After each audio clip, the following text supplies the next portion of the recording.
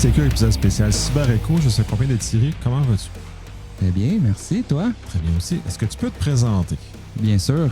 Mon nom est Thierry Marie. Bienvenue. Je suis directeur en évolution de la cybersécurité chez Desjardins. Précisément, je m'occupe de plusieurs projets, dont la connaissance des actifs, la cryptographie et sécurité en milieu utilisateur, donc la sensibilisation et finalement la réponse aux menaces, donc avec tout ce qui est l'orchestration, l'automatisation de la réponse. Très intéressant. Tu viens présenter dans le cadre de Cyber Echo le volet quantique qui est quand même très intéressant au sens où on commence à s'en inquiéter.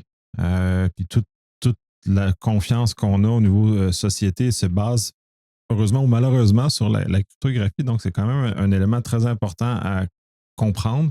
Donc, je vais te laisser présenter comment tu vas venir nous aborder ça à Cyber Echo et on va poser des questions pour la suite. Yes. Donc, premièrement, il faut s'assurer que tout le monde comprenne c'est quoi la cryptographie. Les différents types, donc asymétrique, symétrique. Là, je ne rentrerai pas nécessairement en détail, on pourra en reparler si tu veux, là, mais donc la cryptographie, c'est quoi? Après ça, c'est quoi l'ordinateur quantique? On s'entend, c'est très ésotérique pour bien des gens. Ça vient avec beaucoup de complexité, les problèmes physiques et tout. Ça reste qu'il y a des applications concrètes, dont justement une menace pour la cryptographie. Surtout asymétrique à ce niveau-là. Puis finalement, regarder au niveau des institutions financières, c'est quoi les dangers que ça peut représenter, puis comment se préparer autant que faire se peut. Oui, très intéressant justement. Est-ce que tu peux expliquer crypto un petit peu? Parce que juste pour mettre la base, sans rentrer dans symétrie, asymétrique, puis ensuite basculer sur le quantique et qu'est-ce que le quantique vient faire, puis pourquoi les gens sont énervés par rapport à l'arrivée du quantique par rapport à la crypto, et notamment dans le milieu financier. Yes, donc crypto asymétrique, j'utilise toujours l'image une clé puis un cadenas. Mettons que tu as le cadenas, tu mets ton message, tu fermes le cadenas, tu ne peux plus le réouvrir. Moi, j'ai la clé, donc tu me donnes le message avec le cadenas, moi, je peux l'ouvrir puis je suis le seul qui peut l'ouvrir. Asymétrique, c'est on a deux fois la même clé, on a un cadenas qu'on se partage, puis moi, je le mets puis tu as la même clé. Là, ce qui vient difficile avec l'asymétrique, c'est qu'il faut quand même que je te donne la clé, la même clé que j'ai. Ça vient avec des challenges au niveau, quand on a beaucoup de distance, là, on est juste un côté de l'autre, c'est facile, mais quand on est, mettons, à travers le monde, ça devient plus complexe pour s'assurer que c'est seulement toi et toi qui as la bonne clé. Donc, asymétrique, symétrique, on parle souvent de certificats, de clés et signature numérique, mais ça revient tout à peu près au même. Donc, c'est quoi, soit du chiffrement asymétrique ou du chiffrement asymétrique et symétrique. Donc, c'est un peu ça la crypto. Au niveau du quantique, l'image que j'utilise toujours, c'est que c'est facile. C'est un problème mathématique, la crypto. Là, donc, on rend la tâche difficile pour trouver. C'est la factorisation de grands nombres en général. Donc, on rend difficile de trouver la clé. Donc, je prends toujours l'exemple, encore une fois, de j'ai la clé, tu as le cadenas. On est capable de, moi, prendre ma clé puis la débarrer facilement. Mais de faire le chemin inverse, donc de passer du cadenas puis trouver la bonne clé, c'est complexe. C'est basé là-dessus. C'est la complexité de tout ça. Avec la cryptographie, c'est basé là-dessus. Le danger avec l'informatique quantique, c'est parce qu'ils sont capables de factoriser des grands nombres très rapidement, donc de faire des essais en simultané sur plusieurs nombres en même temps, ça vient challenger ça. Ça rend le problème de passer du cadenas à la clé de façon facile ou très facile dans certains cas. Oui, puis là, dans le milieu financier, là, c'est justement parce que tu es dans cet univers-là, hein, on se comprend. Il y a des enjeux parce que la crypto fait partie du tissu, du fonctionnement du milieu financier en général. Les terminaux de paiement, les transactions, les sites web et même les données qui sont stockées sont tous, d'une façon ou d'une autre, dans un contexte de cryptographie. Donc, il y a des préoccupations, comme tu mentionnes, le quantique a une capacité plus large, disons, d'attaquer, donc il va y avoir des conséquences potentielles sur l'avenir ou la confiance qu'on va avoir dans les transactions financières. Tu l'as mentionné, un des trucs que je dis souvent, c'est les institutions financières, on est basé sur la confiance. On a vu des bank runs aux États-Unis, Silicon Valley Bank, par exemple, parce que les gens ont plus confiance, donc ils vont retirer leur argent. Les institutions financières, on est basé là-dessus. Aucune institution financière n'est à l'abri d'un bank run, là, définitivement. Il y en a qui sont mieux protégés que d'autres, par exemple, mais ça reste qu'on n'est pas à l'abri. Donc, comme c'est basé sur la confiance, la crypto sert à garder cette confiance-là. Pour garder cette confiance-là, on s'assure que les membres ou les clients ont une certitude que les données sont protégées, sont chiffrées, il n'y a personne qui peut intervenir, puis que c'est vraiment eux qui ont fait la transaction. T'sais, on valide certains éléments à ce niveau-là. Donc, si on perd cette confiance-là, ben, on met à risque l'organisation au complet. Fait qu'on ne peut pas se permettre de dire ben c'est un risque qu'on ne prendra pas en compte dans notre stratégie de cyber.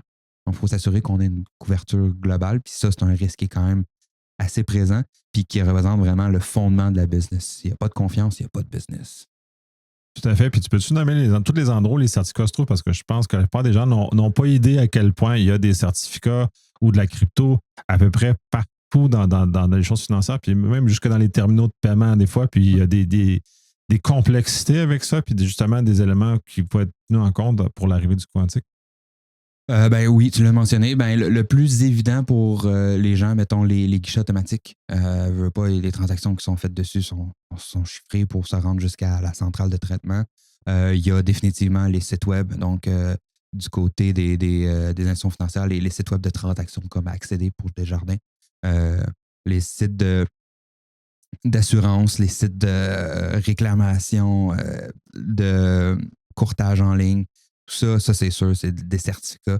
Donc, s'assurer que c'est vraiment le vrai site web auquel on accède. C'est pas un faux. Il y a aussi tout ce qui est rapport avec les BD, comme tu as dit. Donc, là, de l'autre côté de l'autre côté de la clôture, là. Donc, il y a les bases de données qui sont définitivement chiffrées. Ça, c'est plus symétrique en général parce que c'est relativement proche, mais ça représente un risque à ce niveau-là aussi. Il y a c'est niaiseux, là, mais tous les ordinateurs qui sont sur les réseaux sont identifiés avec des certificats. Toutes les devices, les IoT là, de ce monde, les caméras, la surveillance, les ci, les ça, ils ont des certificats pour s'assurer qu'il y a un accès au réseau. Donc, vraiment, il y en a beaucoup. Imaginez que chez Desjardins, on en a beaucoup. Là. On a quand même 55 000 employés. Donc, déjà là, un laptop par personne, on vient de partir avec 55 000 certificats. Déjà, pour identifier les laptops. Là, ça exclut les devices, mettons, comme les téléphones qui sont fournis dans certains cas, etc., etc. Donc, ça vient assez rapide. Et bien entendu, les serveurs. Il y a aussi les terminaux de paiement, comme tu as mentionné. Il y a des clés qui sont injectées dans les terminaux de paiement pour s'assurer que eux autres, ils ont une clé pour transférer l'information de façon chiffrée. Donc, ça vient à ce niveau-là, vraiment, là, c'est assez large. On parle de plusieurs millions de certificats en général là, dans des grandes entreprises comme ça. C'est quand même assez intense, ce genre de choses-là. Puis justement, moi-même, j'apprends l'amplitude que ça peut avoir en termes de gestion. On va peut-être, avant de retourner sur le quantique, la gestion, tout ça doit quand même présenter des défis importants. Puis tu as mentionné plusieurs types de technologies qui doivent avoir des éléments distincts de gestion qui sont associés avec ce genre de choses-là. Comment ça est géré? Comment ça rend ça à la portée d'une organisation pour que ça soit vivable et que vous n'ayez pas genre 30 000 personnes juste pour gérer ça? Je te rassure tout de suite, on n'a pas 30 000 personnes qui gèrent ça. C'est une bonne question. Il faut qu'on ait des bons outils. Là. Le but, c'est de gérer le cycle de vie. Le but, on s'entend, on peut pas avoir une centralisation parfaite de tout ça. Il faut qu'on ait une vue. Fait qu'on ait au moins une gestion du cycle de vie. Donc, ce qu'on regarde, c'est l'émission de certificats. On automatise au maximum. On n'a pas le choix parce que, comme j'ai dit, on a plusieurs millions de certificats, donc on n'a pas le choix d'automatiser. On ne peut pas mettre quelqu'un qui gère ça. Puis, tu sais, le certificat, ce qui est le fun, c'est qu'il expire tout seul. Donc, tu sais, on est plus en mode gouvernance au niveau des certificats, s'assurer qu'on ait des durées de cycle de vie qui sont pertinents selon l'industrie. Puis, il y a des standards. Là, il y a plusieurs standards. Le forum, j'ai un blanc. Le forum, le CAB, je crois, je me souviens plus. Le forum de browser, ils mettent en place des standards à suivre. Fait qu'on se colle à ça, puis on s'assure que ça soit géré avec notre cycle de vie. Puis de toute façon, les certificats, comme je mentionne, ils expirent. Donc ça, c'est pas trop pire. C'est les clés qui sont un peu plus difficiles à gérer parce que la clé, après ça, changer une clé, c'est toujours risqué parce que s'il y a quelque chose qui marche pas, ben, tu sois capable de faire un backup. La clé est chiffrée. Si tu perds la clé, c'est un peu dans le trouble. Donc, ça c'est un peu plus complexe. Puis, dans des grandes organisations, il y a souvent des fois du shadow IT qu'on appelle. Ben, qu'il y a des cas où est-ce qu'il y a des gens qui se créent des clés, qui ne suivent pas les standards, tout ça. Fait qu'on faut s'assurer d'avoir une vision là-dessus. Fait que, ça nous prend de la découverte, un peu, pour vrai, là, ça ressemble vraiment à des actifs TI. Il faut le voir vraiment comme ça. Tu veux gérer tes actifs, ben, c'est un actif. Souvent, chez Desjardins, on le considère comme un CI, là, donc un Configuration Item au niveau d'ITSM. Donc, on gère ça comme un actif TI avec un cycle de vie, avec un propriétaire. Puis on s'assure d'avoir un ownership de ça. C'est un actif. Comment tu le gères? Ah, c'est intéressant, justement, cette structuration-là.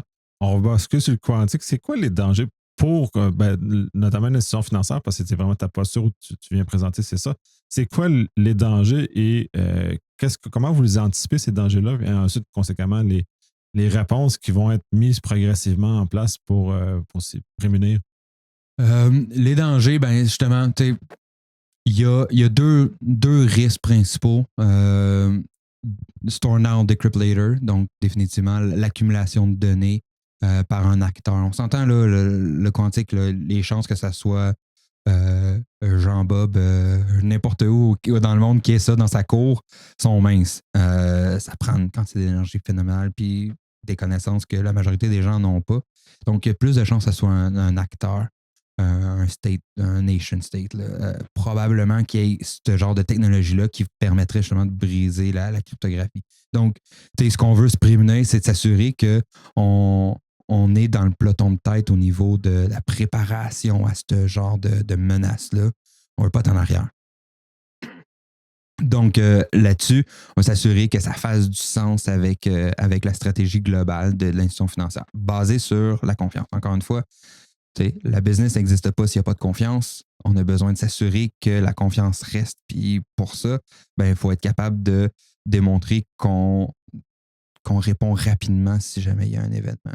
Puis un des exemples, un événement qui s'est passé récemment en crypto, que, à mon avis, qui a montré un peu qu'il va falloir qu'on réagisse rapidement, c'est Google, pendant l'été passé, il a annoncé qu'il ne faisait plus confiance à Entrust à partir de novembre pour toute leur Chrome. Donc, à ce niveau-là, c'est quand même un gros joueur, on ne se le cachera pas. Et faire plus confiance à Entrust, ça veut dire qu'il faut changer les certificats de tout ce qu'on a à Entrust. Puis, ben, Entrust, c'est pas un si gros joueur dans le milieu des certificats, de tout ce qui est PKI, mais il y a quand même une part de marché qui est importante. Donc, à ce niveau-là, on n'a pas le choix de réagir rapidement. Donc, de switcher d'un fournisseur à un autre pour tout ce qui est des certificats publics. Donc, une autorité de certification qui est externe à ce niveau-là. Ça a démontré qu'il faut qu'on soit capable de réagir rapidement. Puis pour ça, il faut maîtriser ce que je te disais, justement, l'inventaire, notre surface d'attaque, tout bien pratique. Là. Il y a des grosses... Pour moi, pour être capable de se préparer à l'informatique quantique dans les institutions financières puis dans toutes les institutions, là, de toutes les organisations, c'est comme toute la bonne pratique en cyber, c'est d'avoir une posture, d'avoir une idée de ta surface d'attaque. Après ça, c'est d'attaquer selon, de tackle le problème selon les niveaux de risque. Tu veux pas tes crown jewels, tu veux t'assurer de les protéger le plus rapidement possible, et après ça, réduire ta posture de risque par rapport à certains de ces éléments-là de façon stratégique. Là, parce que sinon, il y en a trop, comme je mentionnais tantôt, des millions de certificats. On ne veut pas les changer en un claquement de doigts, même si on automatise. Ça reste difficile. Fait que, pour ça, il faut les terminaux de paiement, je mentionnais tantôt, les guichets automatiques, les sites web de transactions. Ça, c'est tellement important. Si on n'a pas ça, si on n'est pas prêt à changer ça rapidement, on a manqué notre job. Fait qu'il faut s'assurer d'être capable de répondre à ce genre-là. On dit souvent la crypto-agilité, là, c'est un beau buzzword, là, mais ça reste le mindset, c'est d'être capable de répondre à un événement très rapidement.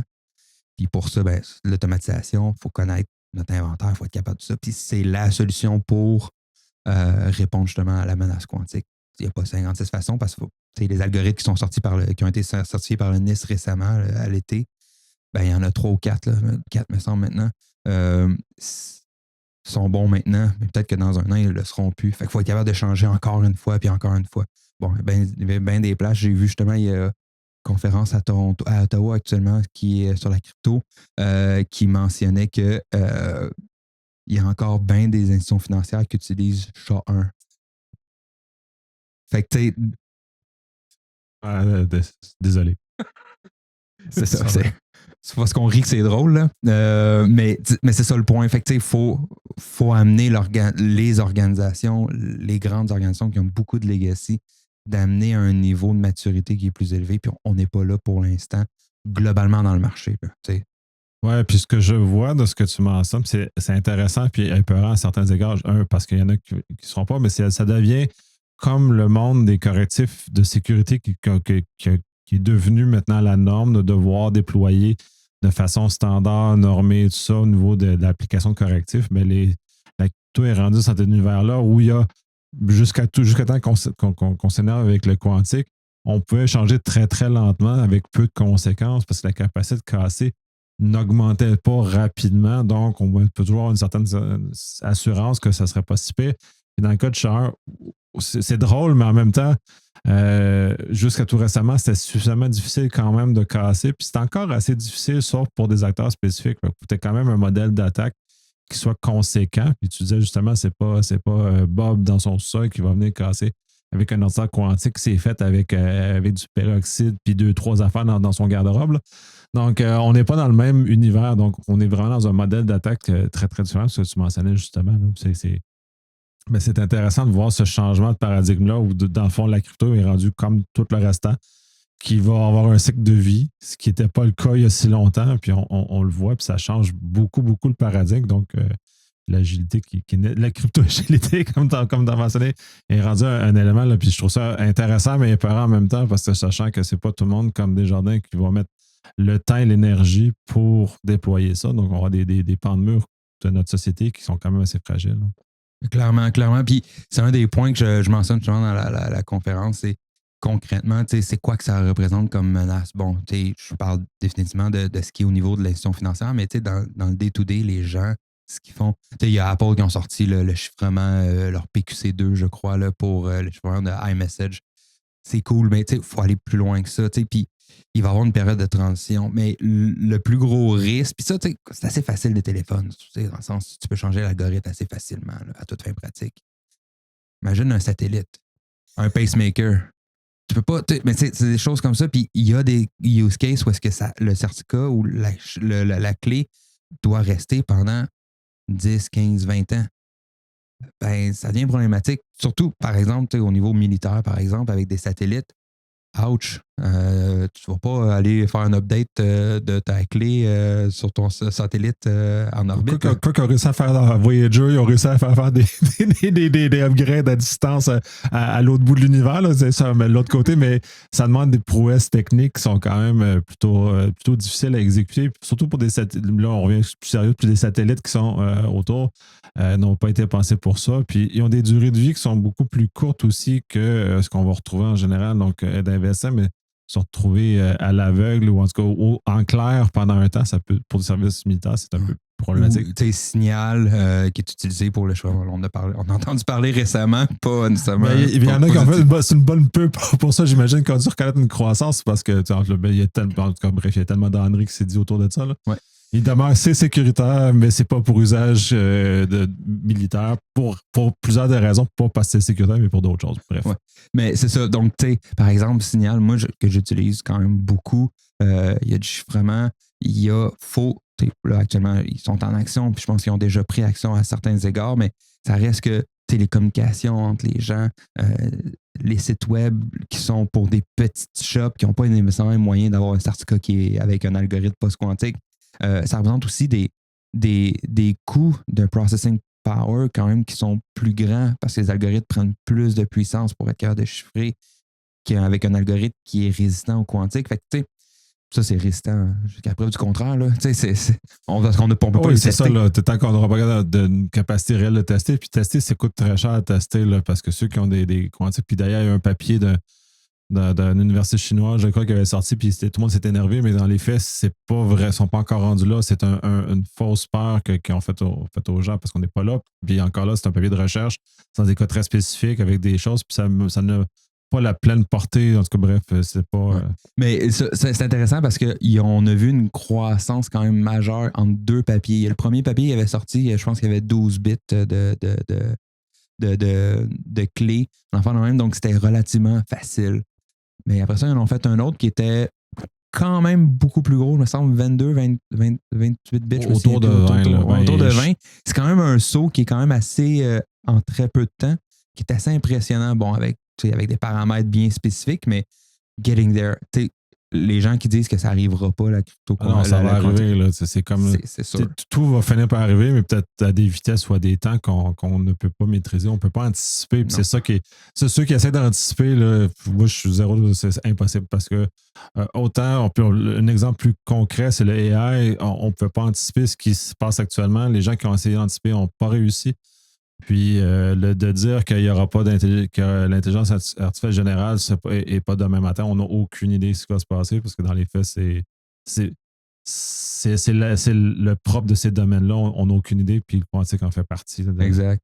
Donc, c'est ça. Ça vient avec beaucoup de gamble, mais on va dire ça comme ça parce qu'on ne sait pas quand ça va arriver. On sait que ça va arriver. C'est sûr, il y a des progrès en continu, puis ça a l'air de vouloir s'accélérer. Donc, je me souviens, le CEO de NVIDIA qui avait dit c'est pas avant 20-30 ans. Puis là, il est revenu sur sa position récemment parce qu'il disait ouais, je vais peut-être parler à travers mon chapeau parce qu'on ne le sait pas. Ça peut arriver.